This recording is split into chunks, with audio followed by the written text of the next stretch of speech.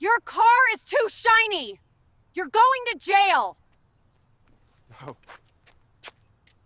Malcolm Rivers was a man of simple pleasures, a well-executed spreadsheet, a perfectly brewed cup of coffee, and, most recently, the gleaming obsidian shell of his brand-new Porsche 911.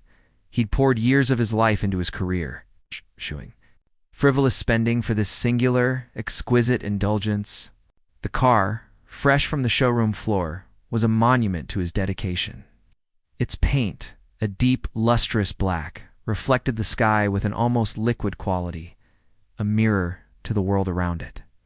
Malcolm took immense pride in its immaculate condition, meticulously washing and waxing it every weekend, transforming his driveway into a shrine of automotive perfection.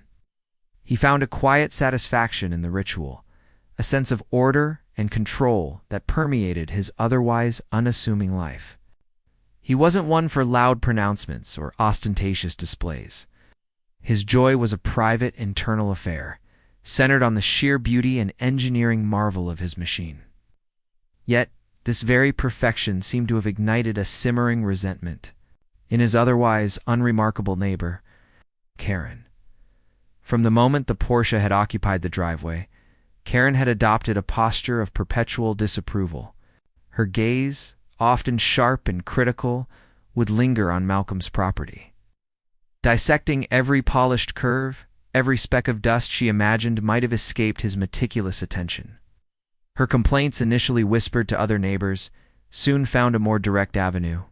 The first volley arrived in the form of a concerned knock on Malcolm's door, heralding a fabricated complaint about the excessive noise of his engine.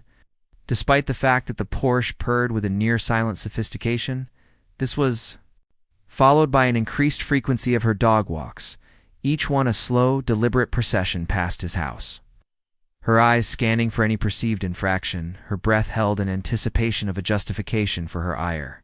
Malcolm, a man who valued peace and quiet, found this constant, subtle antagonism deeply unsettling, a jarring dissonance in his otherwise tranquil existence. He tried to remain polite, offering a brief nod or a strained smile, but Karen's hostility was a palpable force, a shadow cast over his otherwise gratifying ownership of the car of his dreams. The sheer absurdity of her fixation was beginning to wear on him, transforming a source of joy into a low grade.